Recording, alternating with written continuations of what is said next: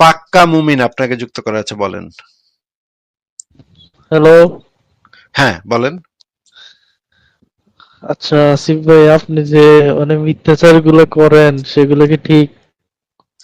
যেমন যেমন যেমন এই যে আপনি যে বলছেন কোরআনে যে মাদকের যে আয়াতটা আছে, আয়াতগুলো যে আছে, আপনি যে বলছেন এগুলো আল্লাহ কেন চেঞ্জ করছে, এগুলো কেন চেঞ্জ করছে আপনি কি জানেন ভাই?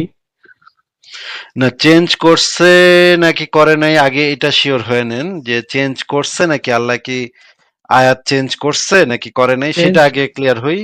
আগে এটা চেঞ্জ আগে কথা বলতে শুনেন। এটাকে আগে আগে ভাই আগে আগে ভাই আগে আগে কথা শুনে নেন, আগে কথা শুনে নেন। প্রথম কথা হচ্ছে যে চেঞ্জ করছে নাকি করে নাই, আর দ্বিতীয় কথা হচ্ছে চেঞ্জ করলে সেটা কেন করছে। নাকি ভাই, এটা তো দুইটা আলাদা বিষয় নাকি? জি, চেঞ্জ তো বলতে আগে এটাকে চেঞ্জ, ভাই শোনেন একটু।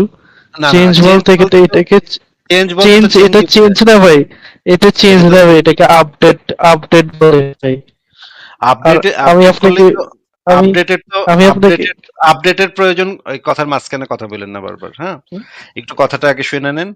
আপডেট দরকার হয় কখন? দরকার হয় যখন আগেরটা ঠিকভাবে কাজ করতেছে না, তখন জিনিসটার একটা আপডেটের দরকার হয়। মনে করেন আপনার ফোনে আহ, যে আপডেট গুলো আসে সেই আপডেট গুলার ভিতরে লেখা থাকে না যে এই আপডেটটার ভিতরে আরো নতুন নতুন ফিচার আছে, নতুন নতুন জিনিস আছে, সিকিউরিটি অনেক ঠিক করা হয়েছে, আগের বার সিকিউরিটিতে প্রবলেম ছিল সেগুলো সব ফিক্স করে দেওয়া হয়েছে, এই রকমের লেখা আসে না নাকি? জি, পাক্কা। জি ভাই। তাহলে যদি আপডেটেড ভার্সনটাতে যদি বেটার কিছু থাকে তাহলে তো তার মানে বোঝা যায় আগেরটাতে কোনো একটা প্রবলেম ছিল নাকি? অবশ্যই। আগেরটাতে যদি প্রবলেম থাকে তাহলে তো আল্লাহ পাক কেমনে আগেরটা পাঠাইলো সেটা তো বলতে হবে, কারণ আল্লাহ পাকের তো ওই প্রবলেম ওয়ালা আয়াত পাঠানোর কথা না। প্রবলেম আলা ভাই আয়াত আল্লাহ পাকের মতো জ্ঞানী একটা সত্তা, যে হচ্ছে মহাবিশ্বের সর্বকালের সর্বশ্রেষ্ঠ জ্ঞানী সত্তা, সে একটা ভাই আপনি প্রবলেম। শুনেন একটু। কথার মাঝখানে কথা না বইলা একটু আমার কথা শুই না, তারপর আপনি উত্তর দিয়েন। যদি এরকম হয় যে আমি একটা আইন তৈরি করছি, আমি এই আইনটা তৈরি করে কয়েকদিন দেখলাম যে দেশের ভিতরে মানে সব ঠিকঠাক চলতেছে নাকি। কয়েকদিন পরে দেখলাম যে না, আইনটার ভিতরে কিছু একটা ঘাপলা আছে, সেই ঘাপলার কারণে যারা হচ্ছে গিয়ে চোর তারা আইনের ফাঁক ফোকর গলায় চলে যেতেছে, আর যারা হইতেছে ভালো মানুষ তারা এই আইনের ফাঁক ফোকর দিয়ে ধরা পড়তেছে। হ্যাঁ, ভালো মানুষরা ধরা পড়তেছে, চোরেরা ফক ফকর দিয়ে বেরিয়ে যাচ্ছে। তখন আমি কি করব? একটা নতুন আপডেট দিব, আইনের একটা আপডেট লাগবে। আপডেট করে আবার দেখবো কয়েকদিন পরে যে আইনটা ঠিকভাবে কাজ করতেছে কিনা। এটা হচ্ছে আমরা যারা সীমিত জ্ঞানের অধিকারী আমাদের জন্য প্রযোজ্য, যে আমরা যদি একটা আইন তৈরি করি তাহলে আইনের ভিতরে প্রবলেম থাকতেই পারে, যেহেতু আমাদের জ্ঞান সীমিত, আমরা সবকিছু জানি না। সেই কারণে আমাদের কোনো একটা জিনিস তৈরি হইলে সেটার আপডেট হইতে পারে, আপডেট হওয়াটা খুবই স্বাভাবিক। কিন্তু আল্লাহ পাক তো বাই ডেফিনেশন, সে তো মহাবিশ্বের সকল জ্ঞান তার কাছে আছে। সে কেন একটা প্রবলেমেটিক আয়াত আগে দিব পরে আবার সেটারে আবার ঠিক করব পরে? এটা তো ভাই মানুষের ক্ষেত্রেই শুধুমাত্র প্রযোজ্য হয়, এটা তো আল্লাহর ক্ষেত্রে প্রযোজ্য হয় না। যে সে আপডেট দিব, আগের আয়াতটাতে একটু ভুল আছিল ঠিক করে দিলাম, আগের আয়াতটা ঠিকভাবে কাম করতেছে না, আগের আয়াতটার ভিতরে একটু প্রবলেম আছিল এই লতরে ভালো আয়াত দিলাম আরো। ভাই আল্লাহ পাকের প্রত্যেকটা আয়াতই তো হওয়ার কথা পারফেক্ট আয়াত, সেটার আর কোনো বেটার করা সম্ভব না, এরকম হওয়ার কথা। আপনি বলতেছেন আল্লাহ পাকে আগের আয়াতগুলা যেগুলা দিছিল সেগুলোর ভিতরে প্রবলেম আছিল নাকি? প্রবলেম না ভাই, ভাই আপনি আপনার যুক্তিটা বলছেন, আমাকে একটু বলতে দেন, আমি একটু বলি। আপনি হয়তো জিনিসটা অন্যভাবে চিন্তা করছেন, আমি একটু বলি, আপনি বুঝবেন। হ্যাঁ, বলেন। দেখেন ভাই, একটা মাতাল মানুষ অথবা একটা সিগারেটখোর মানুষকে যদি আপনি বলেন যে একদিনের মধ্যে তুই সিগারেট কেন ছেড়ে দে, তুই মাতালামি ছেড়ে দে, ও কিন্তু পারবে না। না না না, কিন্তু এটা ওকে তো যদি আপনি ধীরে, ভাই ভাই, এটা না তো না বোঝেন নাই। আপনি শুনেন না এটা ভাই, না না, এটা তো আপনি শুনেন না ভাই, এটা না না, এটা আপনি এখানে তো যদি আমার ধীরে পয়েন্ট ধীরে আছে। ওকে, এখানে তো আমার একটা পয়েন্ট আছে ভাই, এখানে তো আমার একটা পয়েন্ট আছে ভাই। আমি যদি একজন মানুষকে বলি তুমি ধীরে ধীরে ছেড়ে দাও, তাইলে না হয় সে হইতেছে আহ, আহ, আমার কথা সে হয়তো মানতে নাও পারে। আমি যদি তারে একবারে বলি যে ছাইড়া দাও, তাহলে হয়তো সে মানতে নাও পারে। কিন্তু আল্লাহর পক্ষ থেকে যখন সেটা বলা হবে তখন তো সে মানতে বাধ্য। নইলে তো আল্লাহ পাক তারে জাহান্নামে শত শত বছর পোড়াবে। আল্লাহ কি আহ, মানে মানুষের উপরে নির্ভর কইরা আয়াত নাজিল করব যে মানছে মানবো কি মানবো না? মানে আল্লাহ তখন আপনি বলতে চাইতেছেন আল্লাহ ডরাইতেছিল যে আমি যদি এখন মদটারে নিষিদ্ধ করে দিই ওরে তাহলে মনে হয় আমার বান্দারা ভাই, আমার পাশে লাথি মেরা কইব দূর, হালার পর আল্লাহ তোরে মানি না, যা। আল্লাহ কি ডরাইতেছিল? মানে প্রথমেই মনে করেন, প্রথমেই আল্লাহ পাক যদি বলে দিত তোমাদের জন্য মদ নিষিদ্ধ করা হলো, তোমরা এখন থেকে আর মদ খাবে না, আল্লাহ তখন এই আয়াতটা দিতে গিয়ে আল্লাহ একটু মানে কাচুমাচু করছে নাকি, যে আপনার কথা অনুসারে আল্লাহ একটু কাচুমাচু করছে যে আমি এতে দিমু, মাইনছে কি মানবো নাকি মানবো না, হায় রে মাইনছে মানে আমার উম্মতেরা মনে হয় আমার বান্দারা মনে হয় মানবো না, আমি এটা কইলে মনে হয় মানছে আমার কথা মানবো না। মানে আপনি বলতে যাচ্ছেন আল্লাহ পাক এই মদের আয়াত নিষিদ্ধ হওয়ার আগে আল্লাহ পাক এরকম কাচুমাচু করতেছিল যে আয়াতটা কি দিমু নাকি দিমু না, দিমু নাকি দিমু না, পাঠামু নাকি পাঠামু না, হায় রে এটা পাঠাইলে মনে মানছে মানবো না, তাইলে আমি পাঠামু না, তাইলে আগে আরো দুইটা আয়াত পাঠাইলই, এইটা পাঠামু একে লাস্টে পাঠামু, কারণ মানছে তো নিলে মানবো না, আমার কথা তো আমার কথা বাল দিয়ে পুষবো না মানছে। আপনি বলতে যাচ্ছেন আল্লাহ পাকের মতো একটা সত্তা মুহাম্মদের সাহাবীদের ভয়ে, মুহাম্মদের সাহাবীরা মানবো কি মানবো না এই ভয়ে শুরুতেই আল্লাহ পাক এই আয়াতটা পাঠাইতে সাহস ভাই পায় নাই, এখানে গিয়া ধীরে ধীরে পাঠাইছে নাকি ভাই?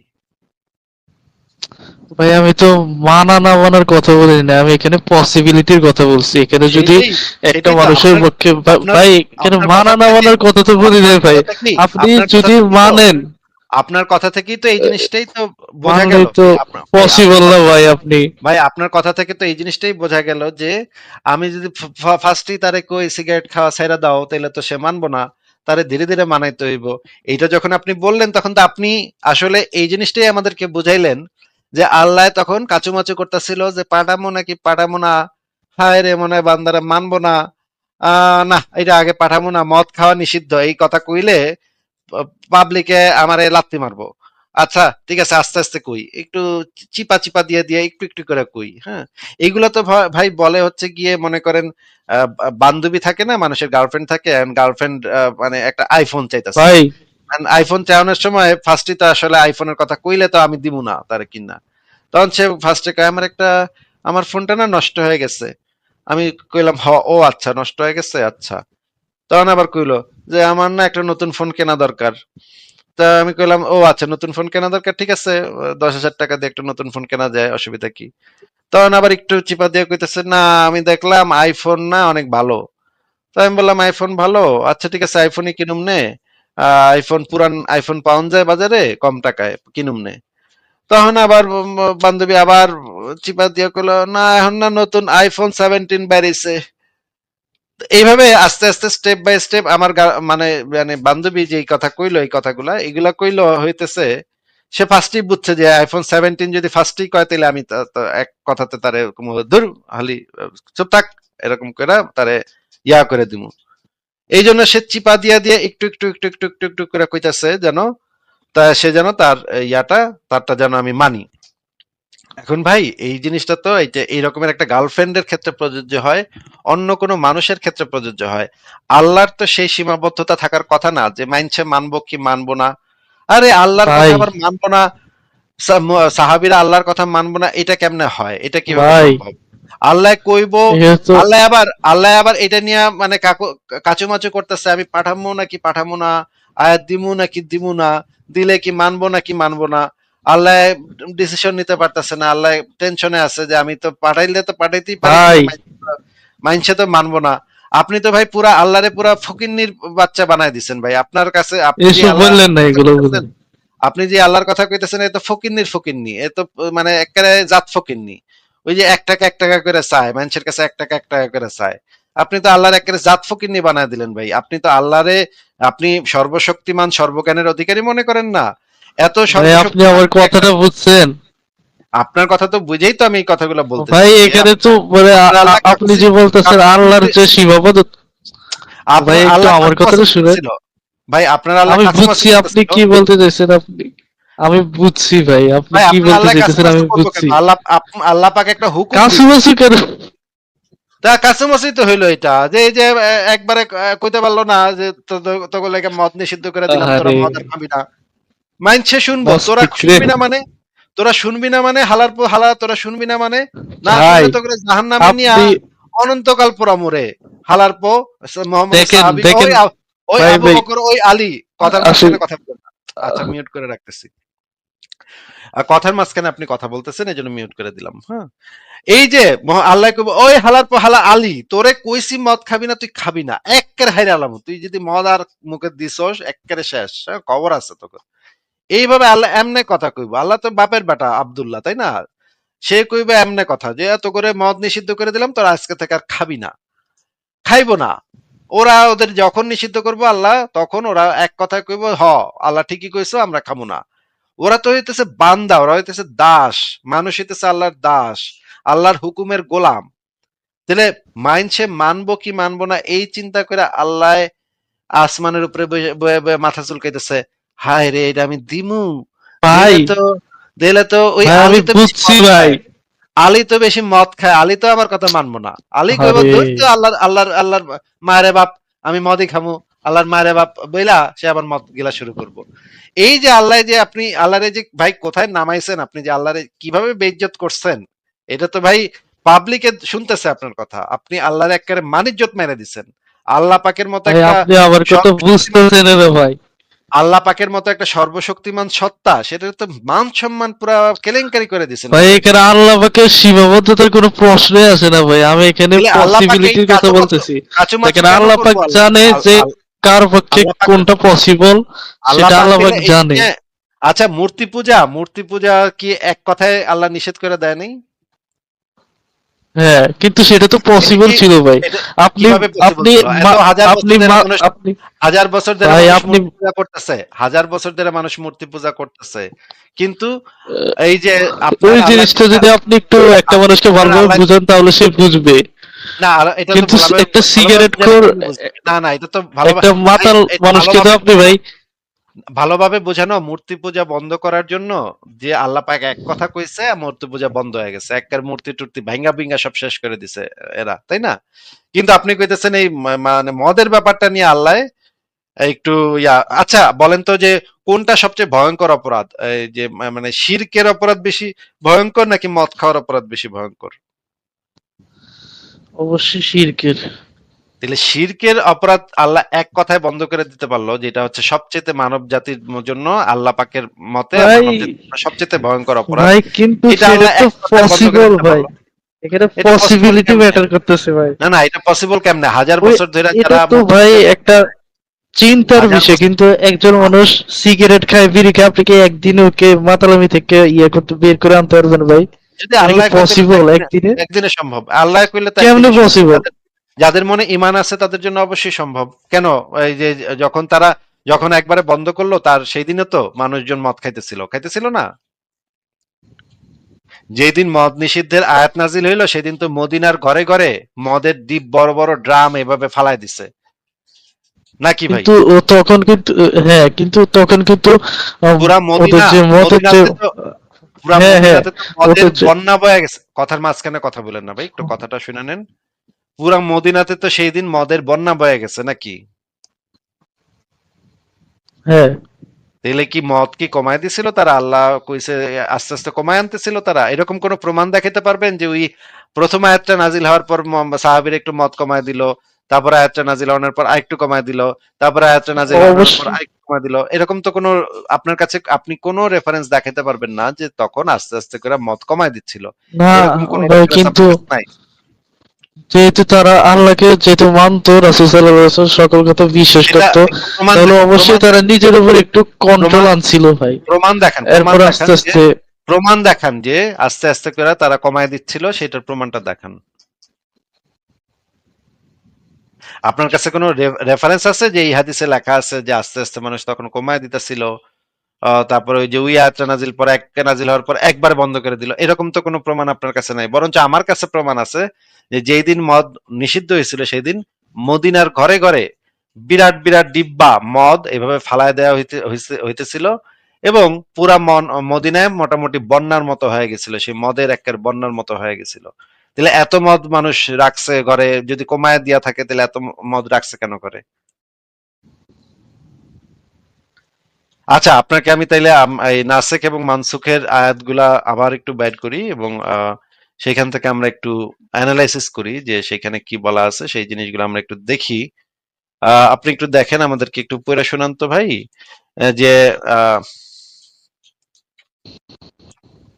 এই আয়াতটার ভিতরে কি লেখা আছে একটু পড়ে শোনান তো। প্রথমে আমি আপনাকে দেখাচ্ছি সূরা নম্বর 17 আয়াত নম্বর 77, সূরা নম্বর 48 আয়াত নম্বর 23, তারপরে দেখাবো সূরা নম্বর 35 আয়াত নম্বর 43।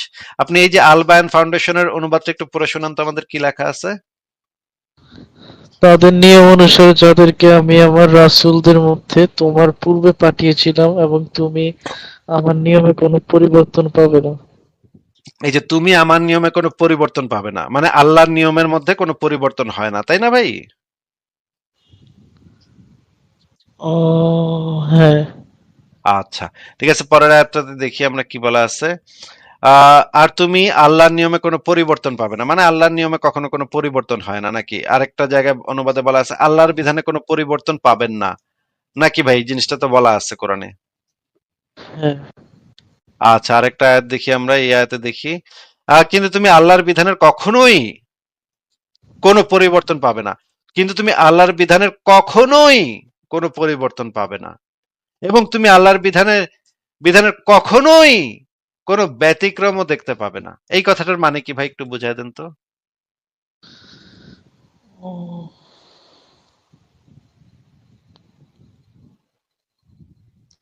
কিন্তু ভাই বলেন এখানে বলেন।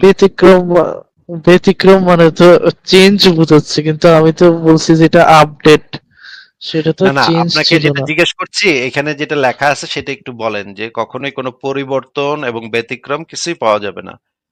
পরিবর্তনও পাওয়া যাবে না, যে কোনো মানে ব্যতিক্রমও পাওয়া যাবে না, দুইটাই বলা আছে। কিন্তু তুমি আল্লাহর বিধানে কখনোই কোনো পরিবর্তন পাবে না, এবং তুমি আল্লাহর বিধানের কখনোই কোনো ব্যতিক্রমও দেখতে পাবে না। এই কথা দুইটার মানে কি একটু আমাদেরকে বুঝাই দেন। মানে হচ্ছে আল্লাহর বিধান পরিবর্তন হবে না, আর এর বিপরীত পাওয়া যাবে না, সেটা কখন কখনো কখনো কি পাওয়া যাবে, কখনো কখনো পাওয়া যাবে না, এরকম বলছে আল্লাহ? না।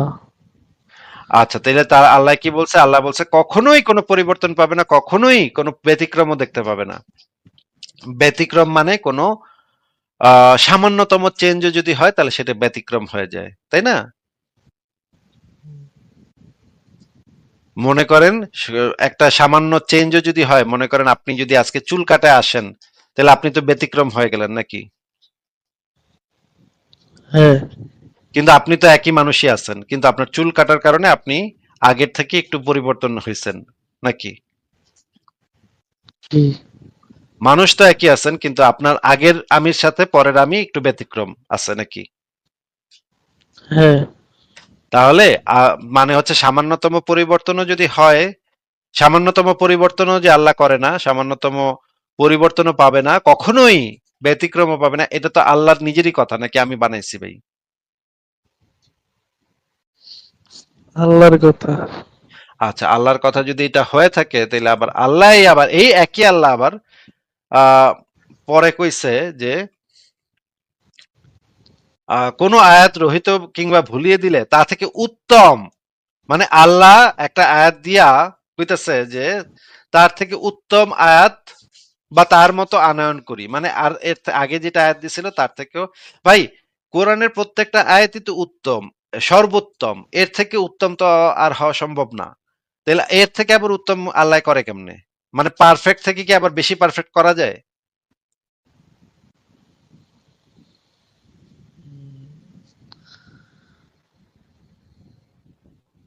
পারফেকশনের কি আর কোনো বেটার করা যায়? পারফেক্ট হয়ে গেলে, একটা জিনিস পারফেক্ট হয়ে গেলে এটাকে কি আবার মানে এটাকে আবার কোনো আপডেট কি দেয়া যায় সেটাতে? না অবশ্য। তার মানে আল্লাহ পাক যদি বলে যে এর থেকে উত্তম, তার মানে আল্লাহ পাকের আগের আয়াতটা সর্বোত্তম ছিল না নাকি?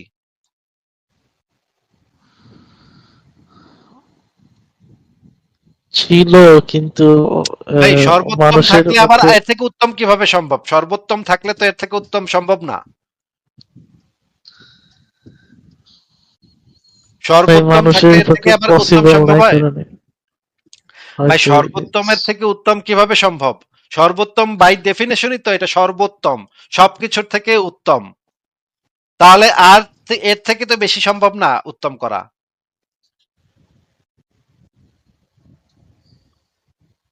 ভাইরে, মানে মুমিনদের মাথায় যে কি আছে না, এটা না মানে মাঝে মাঝে অবাক লাগে যে মুমিন বলতেছে সর্বোত্তম থেকেও নাকি উত্তম করা সম্ভব।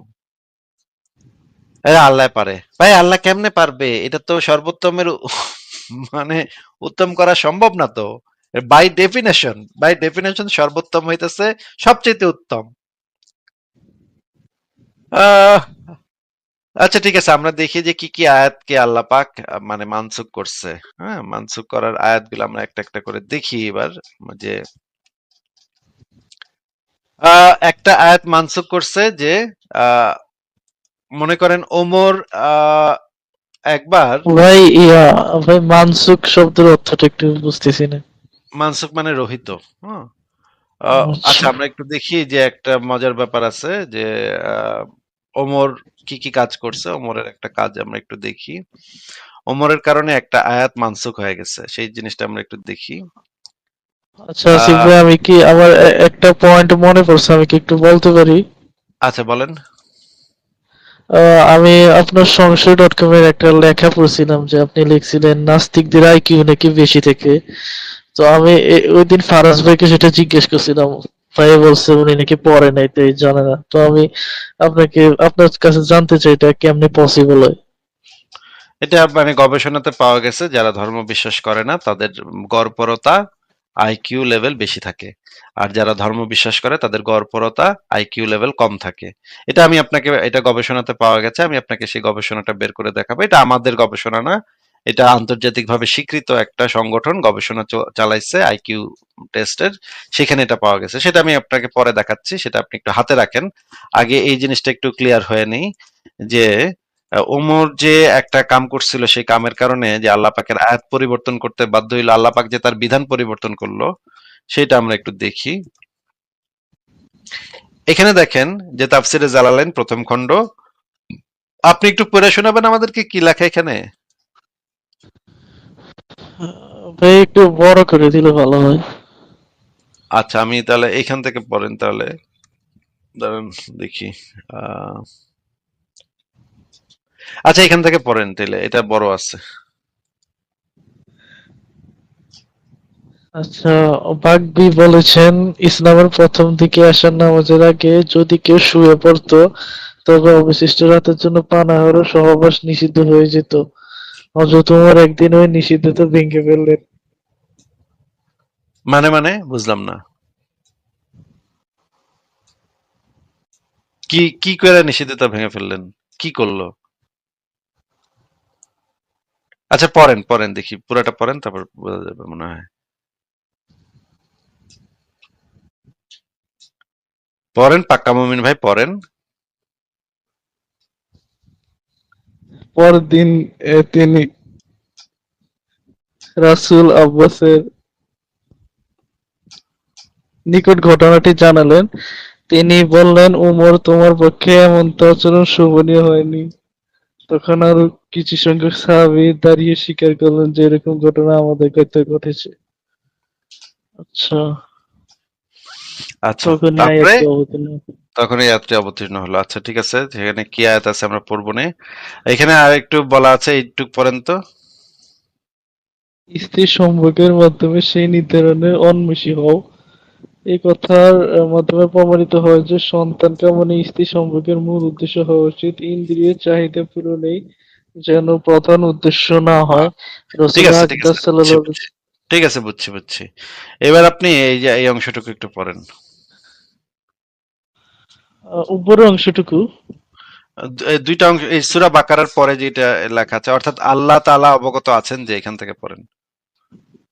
আহ, আল্লাহ তাআলা অবগত আছেন যে তোমরা নিজেদের ব্যাপারে খিয়ানত করিতেছিলে, অনন্তর তিনি তোমাদের তওবা কবুল করিয়াছেন এবং তোমাদিগকে ক্ষমা করিয়াছেন। আচ্ছা আচ্ছা, পড়েন এরপরে। হযরত ইবনে আব্বাস হইতে আলী ইবনে তালহা বর্ণনা করেন, রমজান মাসে মুসলমানগণ যখন ঈশান নামাজ সম্পন্ন করিত, তাহার পর হইতে পরবর্তী মাগরিব পর্যন্ত তাহাদের জন্য পানাহার ও স্ত্রী সঙ্গম হারাম হইয়া যেত। তথাপি তাহাদের কারো কারো ক্ষেত্রে রমজান মাসে উহার ব্যতিক্রম কার্য ঘটিয়া যায়। তাহাদের ভিতর হযরত উমর রাদিয়াল্লাহু ছিলেন। ফলে একদল লোক নবী সাল্লাল্লাহু আলাইহি ওয়াসাল্লামের অভিযোগ উত্থাপন করেন।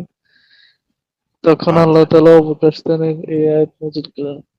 আচ্ছা, মানে আল্লাহ পাকের আগের বিধানটা ছিল যে এই সময় পর্যন্ত স্ত্রী সঙ্গম করা যাবে না, কিন্তু ওমর আল্লাহ পাকের বিধানটা না মেনেই স্ত্রী সঙ্গম করতো। আচ্ছা, আমরা একটু পরে আরো পড়ি, দেখি এখানে কি লেখা। মুসলমানগণ এই সিয়ামের এই আয়াত নাজিল হওয়ার আগে রাত্রিকালে পানাহার ও স্ত্রী গমন করিত, কিন্তু যখন ঘুমাইয়া পড়িত তখন হইতে পরদিন সন্ধ্যা পর্যন্ত তাহারা পানাহার ও স্ত্রী সহবাস করিত না। এতদ সত্ত্বেও একদিন আমাদের নিকট সংবাদ পৌঁছিল যে ওমর ইবনে খাত্তাব ঘুম হইতে জাগিয়া স্ত্রী গমন করিয়াছেন। ইতবৎসরে তিনি নবীর দরবারে হাজির হইয়া আরজ করিলেন, আমার বিরুদ্ধে রাসূলের নিকট অভিযোগ করিতেছি। নিচে আরো আছে, এই আয়াত নাজিল হওয়ার আগে রমজানে মুসলমানগণ ঈশান নামাজ শেষ হওয়ার পর নিদ্রা গেলে স্ত্রী সঙ্গম হারাম হয়ে যেত। মানে এই আগের বিধানটা ছিল যে এই সন্ধ্যার পরে যখন আপনি নিদ্রা গেলে পরবর্তী সন্ধ্যা পর্যন্ত স্ত্রী সঙ্গমটা হারাম থাকবে। কিন্তু ওমর এই আল্লাহর বিধানটা নামাই না, সে আবার স্ত্রীর সাথে ঘুমের থেকে উঠা মাঝখানে এই যে দেখেন, আমার স্ত্রী জানিল সে নিদ্রায় গিয়াছিল, আমি তাহাকে তাহার বাহানা ভাবিয়া তাহার সহিত সহবাস করিয়াছি। মানে ওমর গিয়া করতো কি, এই যে একদিন ওমর ইবনুল খাত্তাব দাঁড়িয়ে আরজ করিল, বিগত রাত্রিতে আমি আমার স্ত্রীর কাছে সেই অভিলাষ ব্যক্ত করিয়াছিলাম যাহা পুরুষ নারীর কাছে করিয়া থাকে। আমার স্ত্রী জানাইল সে নিদ্রায় গিয়াছিল, আমি উহাকে তাহার বাহানা ভাবিয়া তাহার সহিত, মানে ঘুমের ভিতরেই সে মানে সহবাস করে দিচ্ছে আর কি, ঘুমের ভিতরেই করে দিচ্ছে আর কি। ওমর এমনই ক্যারা উঠছে ওমরের মাথায়, আমার কুত্তার মতো ক্যারা উঠছে যে ঘুমের ভিতরে ঘুমন্ত নারীর উপরেই সে করে দিচ্ছে আর কি, কাম সেরে দিচ্ছে। তো দেখা যাচ্ছে যে এই জিনিসটা আগে হারাম ছিল। তো এই জিনিসটা এসা ওমর এবং অন্যান্যরা এসে এটা নিয়ে বিচার টিচার করলো যে দেখেন ওমর কিন্তু এই কাম করতেছে, হ্যাঁ। তখন আল্লাহ কি করলো, আল্লাহ করলো কি তার বিধানই চেঞ্জ করে দিল। দেখেন এখানে আল্লাহ কি আয়াত নাজিল করলো, সিয়ামের রাতে তোমাদের জন্য তোমাদের স্ত্রীর নিকট গমন হালাল করা হয়েছে, তারা তোমাদের জন্য পরিচ্ছদ এবং তোমরা তাদের জন্য পরিচ্ছদ। আল্লাহ জেনেছেন যে তোমরা নিজেদের সাথে খিয়ানত করছিলে। মানে আল্লাহ পাক জানা গেছে যে তোমরা তলে তলে টেম্পু চালাইতেছো। হুম, আল্লাহ বুঝা গেছে যে তোমরা তলে তলে তো টেম্পু ঠিকই চালাইতেছো, আল্লাহ যে বিধান দিছিল সেটার নামই না, তোমরা তলে তলে ঠিকই টেম্পু চালাচ্ছ। বিশেষ করে ওমর খুব ভালো টেম্পু চালাচ্ছে, সেটা আল্লাহ জানা গেছে। অতঃপর তিনি তোমাদের তওবা কবুল করেছেন এবং তোমাদেরকে ক্ষমা করেছেন। অতএব এখন তোমরা তাদের সাথে মিলিত হয় এবং আল্লাহ তোমাদের জন্য যা লিখে দিয়েছেন তা অনুসন্ধান করো। মানে আল্লাহ দেখলো যে তার বিধান কেউ মানতেছে না, হ্যাঁ, তা সে যে বিধান আগে দিছিল সেটা কেউ মানতেছে না, মানুষের রাইতের বেলা ঘুমের থেকে উঠা কাম সেরে দিতেছি। মানে এটা মানে আল্লাহ পাক একটু ব্যথিত হয়ে গেল যে আমার কথা কেউ মানে না, কেউ আমার কথা শুনে না। আচ্ছা যা, তো করে মানে বিধানই চেঞ্জ করে দিলাম, তো করে বিধানই পাল্টাই দিলাম। তখন আল্লাহ কি করলো, বিধানই চেঞ্জ করে দিল, বিধানই পাল্টাই দিল। ভাই এটা কি দেখা যাচ্ছে পাক্কা মোমিন ভাই?